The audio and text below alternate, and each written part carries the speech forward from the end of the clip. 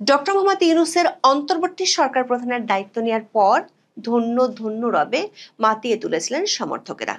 বিদেশি বিনিয়োগে বাংলাদেশ ভেসে যাওয়ার পূর্বাভাস ছাপা হয় পত্রপত্রিকায়। এমনকি নতুন দেশের নতুন জাতির পিতা করার চুক্তি তোলা হয় বিশেষ নিবন্ধে। তবে 14 মাসে ফিকে হয়েছে সমর্থকদের বাগাড়ম্বর। দেশের উন্নতি হওয়া তো দূরের কথা, দিন যত যাচ্ছে সাধারণ মানুষের বাজারের ব্যাগ ছোট হচ্ছে। জাতির পিতা করার দাবি যমুনার জলে ভেসে গিয়ে জোরালো হচ্ছে দ্রুত জাতীয় নির্বাচন দিয়ে বিদায় নেয়ার দাবি। ভাবমূর্তির এতটা ভরাডুবিতে ড্যামেজ কন্ট্রোলের নানা উপায় খুঁজছে পিআর টিম।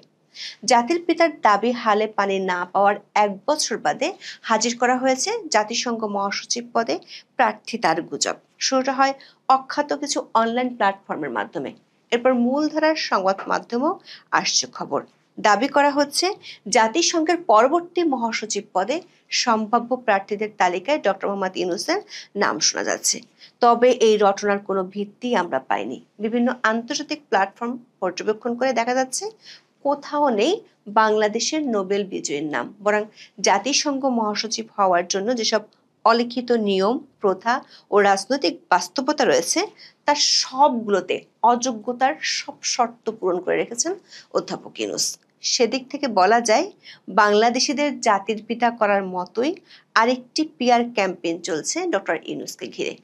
আন্তর্জাতিক পর্যায়ে কোনো সাড়া শব্দ না থাকলেও বাংলাদেশে তোলা হয়েছে জল্পনা কল্পনার ঝড়। আমাদের বিশ্লেষণ হলো সুনির্দিষ্ট 4টি কারণে অধ্যাপক ইউনূসের পক্ষে জাতিসংঘের মহাসচিব হওয়ার কোনো সুযোগ নেই। বিস্তারিত জানতে চলুন যাওয়া যাক বিশ্লেষণে। জাতিসংঘের বর্তমান মহাসচিব অ্যান্তোনিও গুতেরেসের মেয়াদ শেষ হচ্ছে 2026 সালের 31 ডিসেম্বর, অর্থাৎ জাতিসংঘের পরবর্তী মহাসচিব দায়িত্ব নেবেন 2027 সালের 1 জানুয়ারি। আর এর জন্য নির্বাচনী প্রক্রিয়া শুরু হওয়ার কথা রয়েছে চলতি বছরের শেষের দিকে। সে কারণে পরবর্তী মহাসচিব কে হবেন তা নিয়ে আলোচনা শুরু হয়েছে। এরই মধ্যে সোশ্যাল মিডিয়ায় বাংলাদেশ থেকে কেউ কেউ প্রচারণা চালাতে শুরু করেছেন মোহাম্মদ ইউনূসও ওই প্রার্থী তালিকায় রয়েছেন, যদিও আন্তর্জাতিক গণমাধ্যমে এ সংক্রান্ত তথ্যের হদিস মেলেনি। জাতিসংঘের পরবর্তী মহাসচিব হিসেবে ডক্টর মোহাম্মদ ইউনূসের নাম আলোচিত হচ্ছে এমন একটি গুজব সম্প্রতি হঠাৎ করে ভাইরাল হয় সোশ্যাল মিডিয়ায়। শুরুতে কয়েকটি ফটোকার্ড শেয়ার করে ছড়িয়ে দেওয়া হয় এই গুঞ্জন। এই তথ্যের উৎস কোথায় অথবা কাদের আলোচনায় ডক্টর ইউনূসের নাম এসেছে কোনো কিছুই পরিষ্কার করা হয়নি। অতি সম্প্রতি সেই গুঞ্জনের ভিত্তিতে মূলধারার কয়েকটি সংবাদ মাধ্যমও বিষয়টি জায়গা পেয়েছে। দেশ রূপান্তরের এক প্রতিবেদনে বলা হয়, জাতিসংঘের মহাসচিব নির্বাচন বিষয়ক প্রচারণামূলক ক্যাম্পেইন অনুসরণ করে দেখা যাচ্ছে জাতিসংঘের মহাসচিব পদে কে আসছেন এই প্রশ্নটি বৈশ্বিক কূটনৈতিক অঙ্গনে এরই মধ্যে আলোচিত বিষয়ে পরিণত হয়েছে। বর্তমান মহাসচিব অ্যান্তোনিও গুতেরেসের মেয়াদ শেষে আন্তর্জাতিক সম্প্রদায় তার উত্তরসূরি হিসেবে কাকে বেছে নেবে তা নিয়ে শুরু হয়েছে কূটনৈতিক তৎপরতা। আঞ্চলিক ভারসাম্য ও নেতৃত্বের যোগ্যতা নিয়ে চলছে নানামুখী আলোচনা। এক্ষেত্রে অভ্যন্তরীণ মহলে ডক্টর মোহাম্মদ ইউনূসের নামটি বলছেন বাংলাদেশের অনেকেই। এই প্রতিবেদনে বাংলাদেশে কারা আলোচনাটি তুলেছেন তা পরিষ্কার করা হয়নি। আবার এতে পররাষ্ট্র মন্ত্রণালয়ের একটি সূত্রের বরাতে বলা হয়, জাতিসংঘ মহাসচিব পদে ডক্টর মোহাম্মদ ইউনূসের নাম স্থানীয় পর্যায়ে আলোচনায় এসেছে প্রায় 6 মাস আগে। তবে বিষয়টি সরকারি পর্যায়ের কোনো আনুষ্ঠানিক আলোচনায় এখনো ওঠেনি। প্রধান উপদেষ্টার সঙ্গে ঘনিষ্ঠ পর্যায়ে কর্মরত কারোর সঙ্গে তার মহাসচিব পদে প্রার্থীদের বিষয়টি নিয়ে জাতিসংঘের কোনো সূত্রের যোগাযোগ ঘটে থাকতে পারে বলে গুঞ্জন রয়েছে। এছাড়া জাতিসংঘের সর্বশেষ সাধারণ পরিষদের সভায় গুতেরেসের সঙ্গে প্রধান উপদেষ্টার সাক্ষাৎ হয়েছে, যদিও সেই সাক্ষাতে মহাসচিব পদ নিয়ে আলোচনা হয়েছে কিনা তা নিশ্চিত নয়। দেশ রূপান্তরের এই প্রতিবেদন থেকে বোঝা যায় ডক্টর ইউনূসের জাতিসংঘের সম্ভাব্য মহাসচিব হওয়ার গুঞ্জনটি বাংলাদেশে ভিতর থেকে ছড়ানো হয়েছে। প্রশ্ন হলো, জাতিসংঘের মতো একটি বৈশ্বিক সংস্থার সর্বোচ্চ পদে কে যাচ্ছেন সেটি বাংলাদেশের অভ্যন্তরীণ আলোচনার মাধ্যমে নির্ধারিত হওয়া কি সম্ভব? দর্শক, একই বিষয়ে 24 অক্টোবর প্রতিবেদন প্রকাশ করে বণিক বার্তা। সেখানেও গুঞ্জনের প্রাথমিক উৎস সম্পর্কে কোনো পরিষ্কার তথ্য নেই। এতে বলা হয় জাতিসংঘের পরবর্তী মহাসচিব কে হবেন তা নিয়ে আলোচনা শুরু হয়ে গেছে। এখন পর্যন্ত জোরালোভাবে 3জন প্রার্থীর নাম আলোচনায় আছে। এছাড়া আরও কয়েকজনের সম্ভাবনা নিয়েও চলছে বিশ্লেষণ, যার মধ্যে রয়েছেন নোবেল বিজয়ী ও বাংলাদেশের অন্তর্বর্তী সরকারের প্রধান উপদেষ্টা ডক্টর মোহাম্মদ ইউনূস। এর পরেই লেখা হয়, প্রধান উপদেষ্টার কার্যালয় অবশ্য বলছে জাতিসংঘ মহাসচিব পদে তার প্রার্থী হওয়ার বিষয়টি রিউমার বা গুজব। তবে পররাষ্ট্র মন্ত্রণালয়ের সূত্র জানিয়েছে এ বিষয়ে আনুষ্ঠানিক কিছু না থাকলেও শক্তিশালী প্রার্থী হিসেবে ডক্টর মোহাম্মদ ইউনূসের নাম আলোচনায় থাকার বিষয়টি পুরনো এবং তার নাম আলোচনায় আসা অস্বাভাবিক নয়। অর্থাৎ সরকার একদিকে যেমন তথ্য নাকচ করছে, আবার অন্যদিকে তা বহাল রাখছে। এটাই হলো সেই ম্যাজিক্যাল ক্যাম্পেইন, যার মধ্য দিয়ে জিয়ে রাখা হচ্ছে সম্পূর্ণ ভিত্তিহীন একটি আলোচনা। বিভিন্ন মাধ্যমে ছড়িয়ে দেওয়া গুজব চাঙা রাখা হচ্ছে সরকারি হালকা বাতাসের মাধ্যমে। বণিক বার্তাকে প্রধান উপদেষ্টার প্রেস সচিব শফিকুল আলম বলেছেন, বিষয়টি পুরোপুরি গুজব, এর কোনো ভিত্তি নেই। তবে সেই গুজবটিকে ছড়িয়ে দিতে সাহায্য করছে সরকারের আর এক অংশ। পররাষ্ট্র মন্ত্রণালয়ের সূত্রে বরাতে বণিক বার্তা লিখেছে, আন্তর্জাতিক পরিচিতি ও গ্রহণযোগ্যতার নিরিখে ডক্টর মোহাম্মদ ইউনূসের জাতিসংঘ মহাসচিব হওয়াটা খুবই কাঙ্ক্ষিত বিষয়। কিন্তু এশিয়া থেকে দক্ষিণ কোরিয়ার বান কি মুন 2007 থেকে 2016 সাল মেয়াদে দায়িত্ব পালন করেছেন। এরপর পদটি গিয়েছে ইউরোপের দেশ পর্তুগালে। এখন আবার এশিয়া থেকে মহাসচিব নির্বাচিত হওয়া নিয়ে সংশয় রয়েছে। দর্শক, জাতিসংঘের পরবর্তী মহাসচিব নিয়ে আন্তর্জাতিক অঙ্গনে বেশ কয়েকটি নাম নিয়ে আলোচনা আমরা দেখতে পেয়েছি। তার মধ্যে ডক্টর মোহাম্মদ ইউনূসের নাম দেখা যায়নি। বিষয়টি নিয়ে লবিংয়ে জড়িত বিভিন্ন প্ল্যাটফর্ম থেকেও তার বিষয়ে সুপারিশের কোনো তথ্য পাওয়া যায়নি। পরবর্তী মহাসচিব পদপ্রার্থীদের নিয়ে শক্তিশালী প্রচার চালাচ্ছে One4H নামের একটি বৈশ্বিক প্ল্যাটফর্ম। তাদের ওয়েবসাইটে সম্ভাব্য 12 জন প্রার্থীর একটি তালিকা প্রকাশ করা হয়েছে। এর মধ্যে 3 জনের প্রতিদ্বন্দ্বিতার বিষয়ে তাদের নিজ দেশের সরকারের পক্ষ থেকে আনুষ্ঠানিক ঘোষণা এসেছে। তারা হলেন চিলির সাবেক প্রেসিডেন্ট ও জাতিসংঘের সাবেক মানবাধিকার বিষয়ক হাই কমিশনার মিশেল ব্যাশেলে, আর্জেন্টিনার নাগরিক ও আন্তর্জাতিক পরমাণু শক্তি সংস্থার মহাপরিচালক রাফায়েল মারিয়ানো গ্রাসি এবং কোস্টারিকার সাবেক ভাইস প্রেসিডেন্ট ও বর্তমানে জাতিসংঘ বাণিজ্য ও উন্নয়ন সংস্থার মহাসচিব রেবেকা গ্রিনস্প্যান।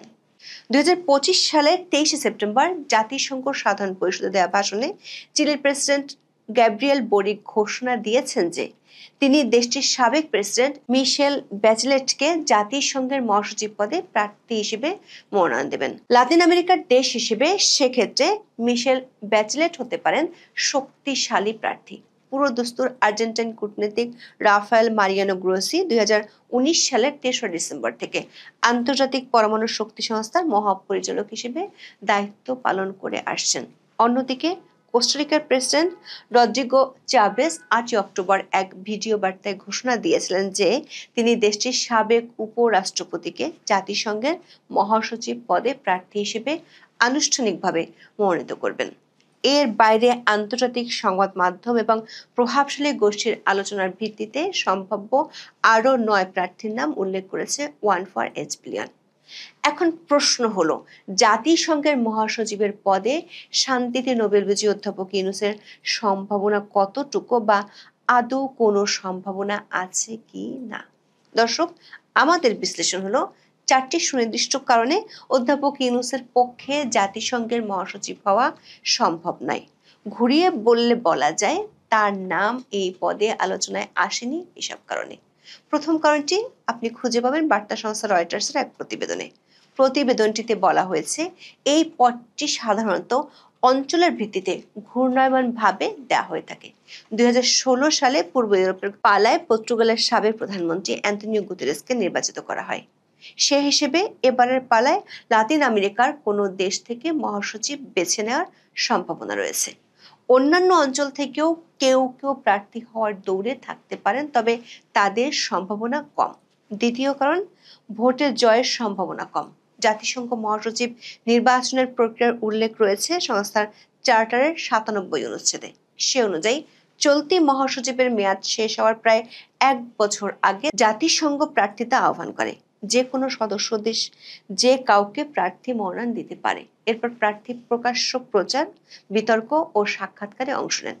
15 সদস্য নিরাপত্তা কাউন্সিল আনুষ্ঠানিকভাবে একজন প্রার্থীকে 193 সদস্যের সাধারণ পরিষদে নির্বাচন করার জন্য সুপারিশ করবে, যার মাধ্যমে 10ম জাতিসংঘ মহাসচিব নির্বাচিত হবে। মহাসচিব প্রার্থীদের নিয়ে গোপন ভোট হয় নিরাপত্তা পরিষদে। একে বলা হয় স্ট্রপোল। স্ট্রপোলের সময় প্রতি প্রার্থীর জন্য কাউন্সিলের সদস্যরা 3টি বিকল্পের মধ্যে ভোট দিতে পারেন।